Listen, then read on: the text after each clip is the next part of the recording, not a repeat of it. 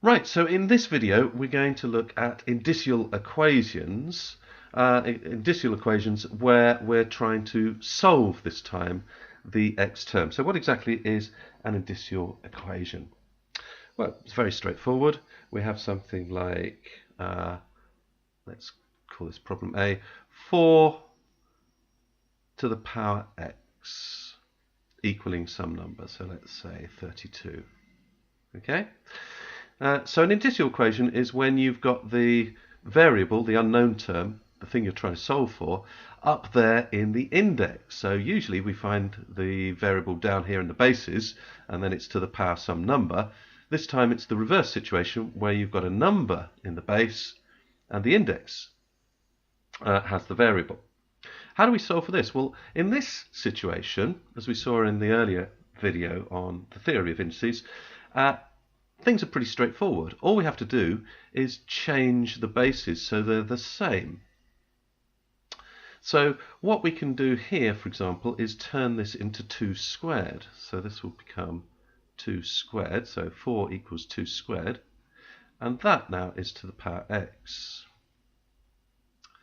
Well, if that is to the power x, all of that is to the power x, and we've got a power of a power, we know by the third law of indices that we can multiply these out. In other words, if I just rewrite this, I can remove my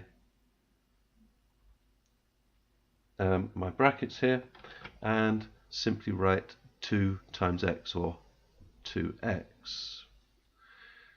So we've now got, instead of 4 to the power x, we've got 2 to the power 2x.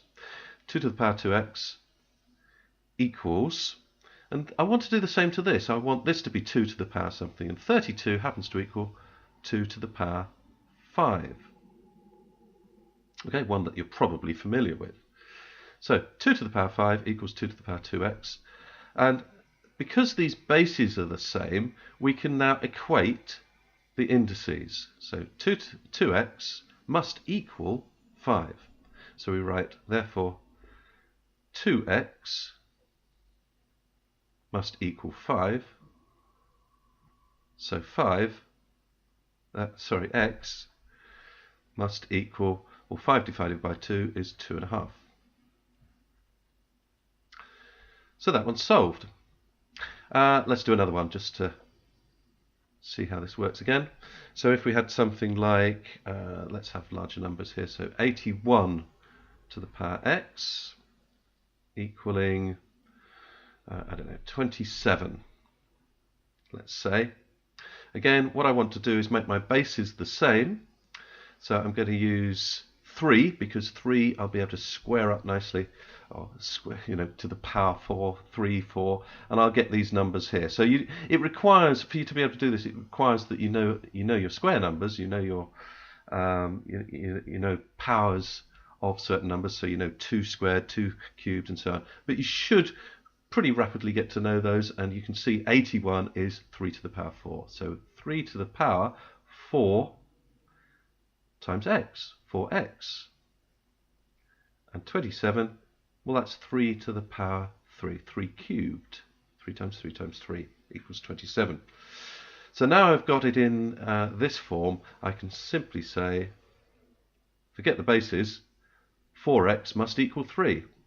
4x must equal 3. Therefore, x must equal 3/4. Divide both sides by 4. Now, those two examples show, the sort of ideal case, the simplest case of an indicial equation. What if, however, we had something more like this? Let's write it here. What if we had, let's say, 4 to the power x again, keep it nice and keep it the same as we had here, equaling 9. Now the bases we would want to reduce both of these down to is 3, because you've got 3 squared and you've got 3 squared, you've got 2 squared equals 4 and 3 squared equals 9. But that's not making the bases the same, so we would still have the problem. So we cannot make the bases the same, so we need a different method. And in fact, there's a general method which is to use a logarithm. Now, the logarithm is when we ask ourselves, we're trying to ask this question, what is the index to which the base needs to be raised? So it makes sense that logarithms are the way to solve this. And what we do here is take a log of both sides. So we write log of, 4x, 4 to the power x rather, 4 to the power x equals the log of 9. And then we could reach for our calculator and sort this out. We've got a log button. That's the ordinary log button tends to be to the to the base 10, and we could use that and it will give us an answer, and then we can solve it from there. In this case, what I want to do is, I think I'll do this slightly differently, but the very first thing we've got to do, and this is to do with the properties of logarithms. Let me just take a different colour here. The very first thing I want to do is move this. Now, in a separate video, we'll look at the properties of logarithms, but which are very important for more advanced mathematics when you're doing A-level maths, for example. But for the purpose of this video, it's useful just to know you can move this down to here and cause no problem at all. So this can be taken out of its indicial position, if you like, and it can be put in front or after the log here. So it can be made into a multiplier. So I'm going to now rewrite this then, my second line, as simply x times the log of 4 equals the log of 9. And because I've got the log of 4 here, what I'm going to do is take the base to be 4. Okay, so just if I write the base in here, so this is now the log of 4 to the base 4. Alright, x times the log of 4 to the base 4. And whatever I do to the left-hand side of an equation, I must always do to the right, so also do to the right, so I'm going to make this base 4 as well. And now I can solve my equation. Because I've got x on the left-hand side, like this. Sorry, that wasn't a very neat x up there, so let's just rewrite that nice, keep it nice and neat. So that's x times log of 4 to the base 4. It's not much neater. Let's have another go. Okay. There we go. So x times the log of 4 to the base 4 equals the log of 9 to the base 4. I could have taken the log to the base 10, but the log of 4 is more convenient, and you'll see why. I'm now going to divide through by the log of 4 to the base 4. And that will remove this from the other side and make it appear on this side, giving us an answer for x. We'll have solved for x.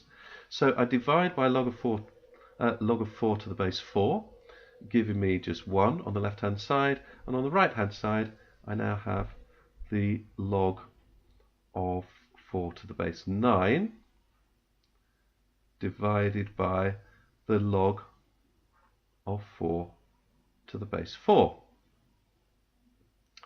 Okay, but of course we don't like these logs, we don't want to leave it like that. So I'm going to now finally ask myself, well, what is the log of 4 to the base 4? Well, what it basically means is what will give me the answer 4, what power do I need to raise the base to, 4, to get the answer 4? I'll say that again so you're not muddled. What power do I need to raise this number 4 to in order to get this answer 4?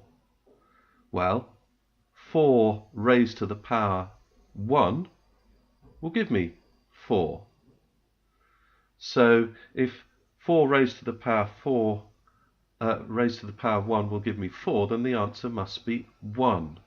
So log 4 of 4, log 4 of 4, or log of 4 to the base 4 equals 1, which is a very long-winded way of saying whenever you've got the base and this number here the same, the answer is going to be 1.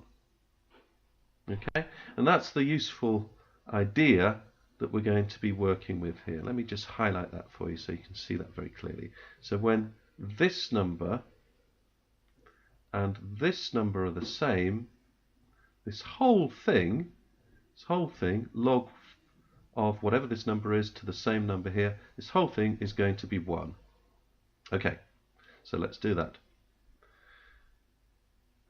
So in other words, all we've got at the top is log of 9 to the base 4, and underneath we've got 1. Well, dividing by 1 means this number will stay the same, so our answer is log of 9 to the base 4. Now, what is that? How do I get rid of this? Well, it's a number. Log of 9 to the base 4 means what power would I need to raise 4 to get the answer 9? Well, 4 squared will give me 8. 4 to the power 3, or 4 cubed, would give me 16. So it's going to be something like 8.1. So if you like, you can now estimate. I'll do this down here. You can estimate the answer, and it will give me roughly 8, and I would say 8.1. But that is only an estimate. You can check it on the calculator. You should have, on a good scientific calculator, a log button where you can set the base and the number, and you can find out exactly what this value is. At least you'll find it out to a certain number of decimal places. But it is an approximate. So if you're not asked to give a decimal value, if you're not asked, then you don't need to, because what we've got here is an exact form answer, a bit like when we were working in surds. You've got an exact form. X must equal exactly log of 9 to the base 4. So if you don't need to give a decimal answer, leave it as that. Okay, so that's when we take a log of both sides. A little bit complex, but once you've done it a few times, it becomes pretty natural. Let's do something else here now. What you might also get is something like this. So I'm going to write, let's see, 8 to the power x equals, let's think of some good numbers here. 6 divided by, yeah, let's have 27 again. 27 to the power x. Okay, so 8 to the power x equals 6 divided by 27 to the power x. So you've got two variables here, both in index form, so indicial equations here, and we've got to find x, and that looks, you know, a difficult thing to be able to do. How would we do something like that? Well, actually, it's fairly straightforward. First thing is, let's get all the x's over to the other side. So what we can do if we're dividing on this side is bring this over to the other side, multiply both sides by 27 to the power x, and we'll end up with 8 to the power x times 27 to the power x, equaling this number left on its own here now, 6. Okay, so 27 to the power x times 8 to the power x equals 6. Now, 8 times 27, well, 4 times 27 is going to give me 108. So 8 times 27 is 216. And we've now got another sort of property of indices here, which is that we can join these together when we're just multiplying, or in fact if we're dividing, but when we're multiplying across like this, we can join the bases. So the principle that we've got going on here, and again I'll highlight it just so that you can see this very clearly, is when we've got these indices the same, okay, so in this time not the base is the same as we had up here, but this time the indices are the same, then we can join together these bases. So as I say, we've got 27 times 8, which is 216, and that must be raised to the power x. Now, why can we do that? Because one of the properties of exponential values like this is that we can split them apart, okay? And in the second part of the video, I'll look at why it is we can do that and how we can make this concept a bit more understandable. But just for now, we should know that we can join these together. When we join them together, we get 216 to the power x. And now we're back where we were before with a fairly straightforward problem to deal with. Okay, so how are we going to solve 216 to the power x equals 6? Well, we could take logs of both sides, but I can see that 6 cubed is going to give me 216. So as long as I can work that one out, that 216 equals 6 cubed, there we go, then I've pretty much solved my problem. So 216 equals 6 cubed, and as we've seen before, I can now write this 3x. So I've got 6 to the power 3x equals, well, I want 6 in my base, so I just leave that as 6 to the power 1 if you like. And so if 6 to the power 3x equals 6 to the power 1, therefore 3x, just ignoring the bases now, 3x must equal 1. So x equals 1 divided by 3, or a third. So that's the other sort of case that you might have when you're working with these things. You might have something which has been kind of split, and you need to rejoin it together, and as long as these indices are the same, you can join it together finally like this, and then solve it in exactly the same way as we solved these up here. Now, finally for this video, let's do a problem down here. We're going to look at something that does crop up, although it's pretty mean if they do give this sort of thing to you. Something like this, which involves plus or minus. So we have two terms. So it's no longer monomial. So what we have is something like 2 to the power 4x, let's say. Let me see. Keep our numbers nice and simple. Plus 4 to the power x equals 6. And very often with these kind of equations, well, they're very difficult to solve. In fact, sometimes the best method is just to draw a graph. And again, drawing a graph isn't the easiest thing, and then reading off the solutions from the graph. So hopefully what they've done is given you something that can actually be solved in a much easier way. And with these numbers, I can see that that is indeed the case. And what we've got here, in fact, is a disguised quadratic. So this is the other main type of indicial equation that you often get, which is a disguised, or maybe not disguised, but a quadratic expression, or quadratic equation, which you can solve because you know how to solve quadratic equations. So why do I know this is a quadratic equation? Because I can do a bit of substitution here. I can say, okay, what I've got here, let's go back to my blue ink color. What I've got here is 2 squared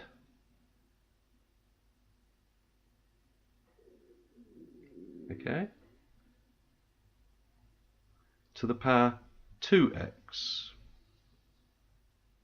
So you need to be able to rewrite it like that. Now, why is it that I can do that? Again, by the third law of indices, if I multiplied this out, I would get 2x times 2. So again, it would be 2 to the power 4x. So I've just reversed that, if you like, to be able to create this expression here. And you'll see why in a moment I want to do that. Now, what have I got here? I've got also 2 squared. Not 2 squared, sorry, 2 to the power x here, that is going to be squared. And I'm going to bring my 6 over to the other side by making it negative, which means I can put this equal to 0. Okay, I hope you can see how I can do that. Now there's one final thing that I need to do, which is, because this is 2 times 2 times x, I can play around with this to make this expression the same in here. So I want 2 to the power x. So how do I do that? I just swap this around. So let's just erase this one here. So that now I've got an x in here, and 2 times 2 out here. Yeah, that's right. Let's see. Whoops. There we go. So now we've got 4 on the outside. So I went through a couple of steps there, but hopefully you can see how this works. Now, one final thing I'm going to do is I'm going to rewrite this so that I take my 2 inside. So I've got 2 to about 2x squared. And I'm going to do the same with this one. 2 to the power 2x, just bring everything inside now, minus 6 equals 0. Okay, now what was all that all about? Well, what it was all about was getting it into a quadratic format. Now, if you remember that the quadratic equation has a general form,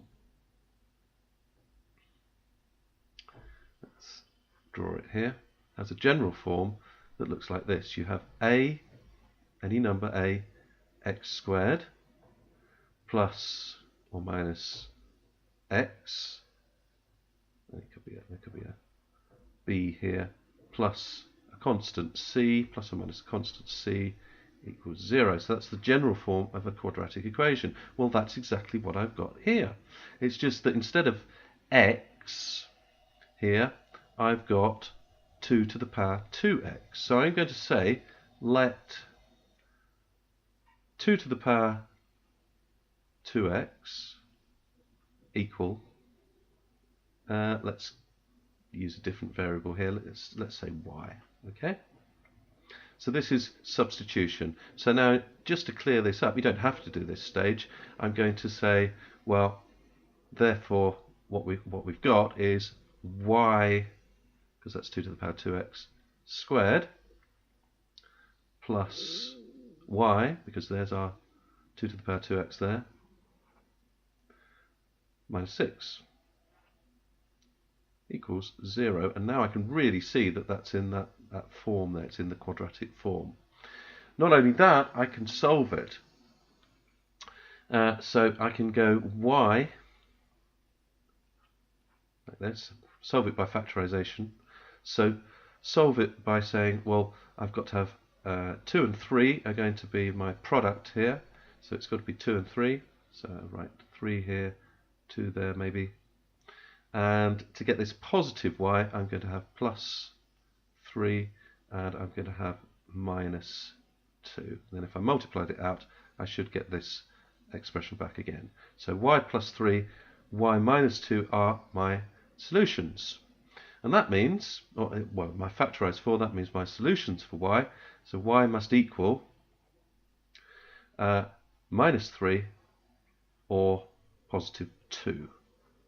Okay, I hope that's clear. But what it means for the equation I just parked for the moment here is that 2 to the power 2x, so substituting back, 2 to the power 2x equals y, 2 to the power 2x equals either negative 3 or 2. Well, if it equaled negative 3, then that's just not going to give us a solution. Okay, so negative 3 is something we can reject. Now, why is it that we can reject this negative 3? Well, basically because if I did take the log of both sides, log of 2 to the power 2x, and then so the 2x would come over here, then I would have to take the log of a negative, and you can see that that really can't be done, certainly if I wanted to use the base 2. So if I use the base 2, I would be saying to myself, what do I need to raise 2 to give me this answer minus 3? Well, there's nothing, I can't square it, I can't cube it, and as long as we're still in the real numbers, there are such things as imaginary numbers, then there is no solution. Okay, so I would get an error on my calculator maybe. So I can reject any negatives that I get in this kind of situation because they're just not going to give me an answer. So it's undefined. And when we get something that's undefined, we say, well, that can't be a solution. You can actually check this. If you graph it, you will see that you won't be able to get this negative. And so minus 3 can't be a solution, but 2 can. So what have we got? We've got 2 to the power 2x must equal 2. Now, 2 is 2 to the power 1, obviously. So therefore, our bases are the same, which is great, because it just means that 2x must equal 1. And now that we got this far, we can solve for x by halving both sides. X must equal 1 divided by 2, in other words, a half. So there you are. I hope they don't give you anything as mean as this, but they might. And it's useful to know that there is a way of solving it. And in fact, this can be a really interesting area of mathematics to get into. If you're quite good at maths and you want to explore some more of these, then there are some examples that you can work with. But be aware that there are some that aren't disguised quadratics, and so these aren't always so easy to work out, in fact. But this is the quadratic style equation. That's one sort of thing that you might get, but hopefully you won't get something like that. The other type is the one that we've been working through here. And the two solutions, the two ways of solving these, are either you're going to equate the bases, or make them the same, and then you can equate, in fact, the indices, so you can then make those equal and solve it very easily and very quickly like that. Or, if that fails, you can always take a log of both sides, and as long as you're familiar with logs and work through this process and practice taking logs of both sides, if you understand how to take that index down, make it a multiplier, then rearrange, and then remove one of the logs, you will get an answer, and again, a fairly quick and straightforward process to give you an answer to something like this. Okay. Right, now we can check some of our answers. So we had 4 to the power x equals 32, B was 81 to the power x equals 27, and C was 4 to the power x equals 9. Let's start with A and B then. So, bring on our calculator. So, we can see here that what we need to do to be able to check on our calculator is we need to find the equivalent of this expression as a log. So we write the equivalent sign, equal sign with 2 arrowheads either side, means equivalent. If we write down first of all log, and then the answer, 32.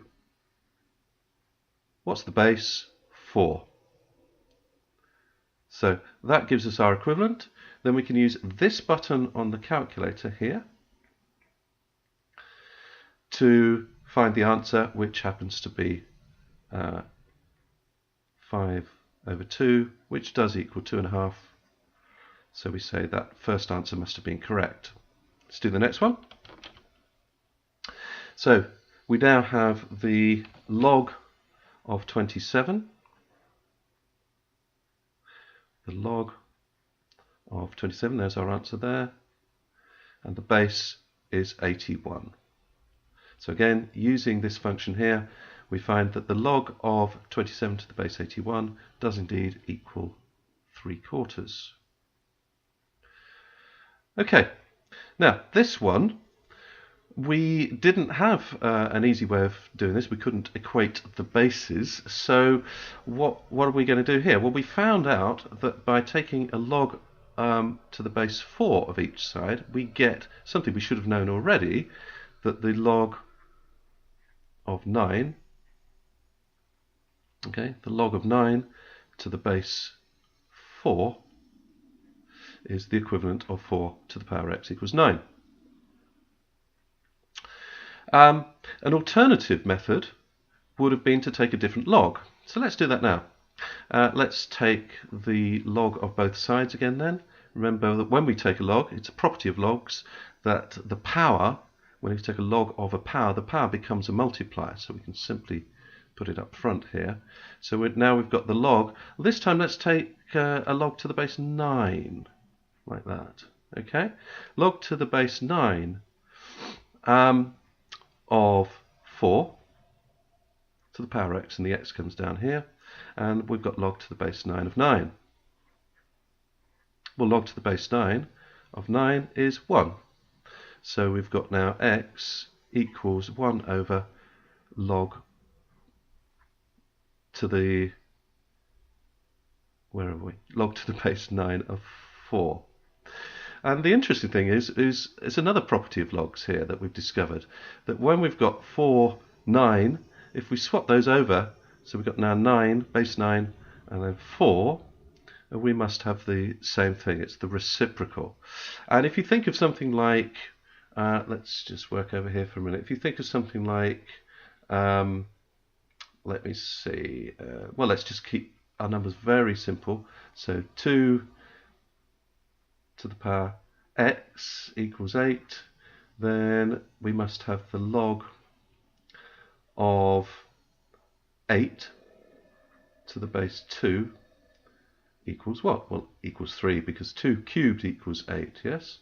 So we've now got that. What if we swap these around? Log of 2 to the base 8. Well, what are we saying here? This has got to be the same as 8 rather, 8. 8, let's just make that nice and neat. So this is the same as, equivalent to, we'll write the equivalent sign, 8, and we need to find a value, 8 to the power x, equaling 2. Well, 8 cube rooted equals 2, so x must equal 1/3, because 1/3 in the index means cube root. So the answer to this must be 1/3, which is the reciprocal of 3. So you might want to play around with other numbers as well to just check this out for yourself. But what we've got here is a simple demonstration by substituting numbers in here of why it is that we have this property. When you reverse these numbers, you get the reciprocal, which is 1 over. Okay, so an interesting little finding there. That's important to point out. Another property of logs. And let's just remove this now. And what we discovered was that the answer here, well, we did an estimate, and the estimate, I estimated it, I think, as, let's just put est. I estimated it as 8.1. I'm not quite sure why I did that. That was obviously a mistake. The estimate would be between 1 and 2, wouldn't it? So our estimate, because 4 to the power 1 would give us 4, which is under 9, and 4 to the power 2, or 4 squared, would give us 8. 4 squared would give us 16, so it must be between 1 and 2. So our estimate should be, not 8.1, but roughly, approximately equal to 1.5, let's say. And now let's work it out on the calculator, see what we get. Okay, so we've got log of 9 to the base 4 equals 1 point, let's say 585 to 3 decimal places. Okay, like that. So pretty close to our estimate. So that must be that was a good estimate finally, even though we got it wrong in part 1. Okay, let's get rid of the calculator now and look at this question finally. D. Now here we've got an interesting situation where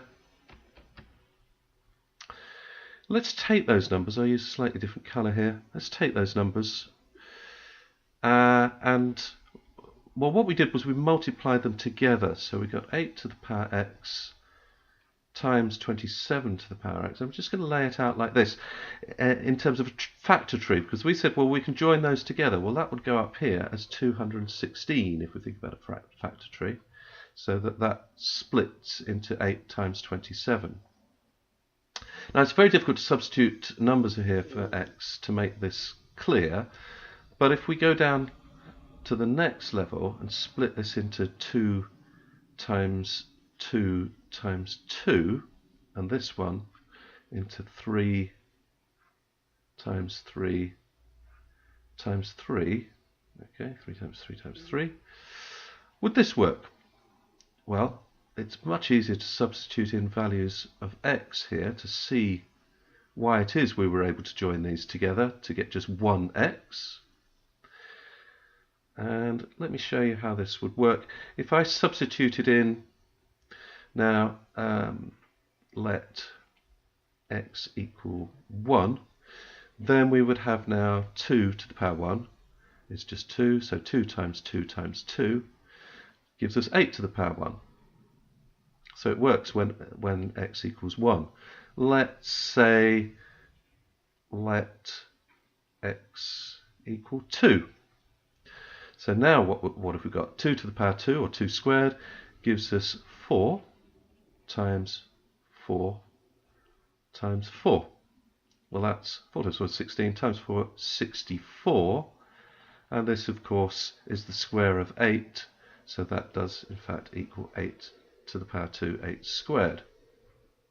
So you can try other numbers as well until you can see that what we're doing, in fact, here is using factorization, which works when you have any power of x, and therefore if you have 2, there we go, 2 with the same power of x, you can join them together to get higher up the factor tree, if you like, and get and join them together, so that we had now, let's just use that colour there we go, so we had that now 216 to the power x equals 6, which we were then able to change to 6 to the power 3x equals 6, equating the bases, 6 to the power 1 then, and that got us our answer, x must equal a third. Therefore, x equals a third. No need to check it on a calculator, that's fine. But the important thing, the thing I do want to point out, is that an alternative method which would give us a check would be to break it down like this into these, using this factor tree method, and then join together. So we can join together the 2 and the 3 here, giving us 6 to the power x. And then because we're doing that 3 times, 2, 3. That's how that becomes 6x cubed, giving us 6, changing this around, 6 to the power 3x. So by the third law of indices, it becomes 6 to the power 3x. So hopefully that's enough to convince you how factorization helps us here. And it gives us, if you like, a fourth rule of indices. I like to think of it as the fourth rule of indices, which can be written like this. So we've got, let's just remove this tree here. So now we've got, okay, so we can just leave that last bit there, I think, like that. So now we've got a general rule that when we've got two different values, a and b, to the same power, this we're expressing that as m, to the power m here, then we can join them together to get ab, so multiply them together, and we've just got a single power here. A very useful little rule that we've seen was very helpful in this calculation here.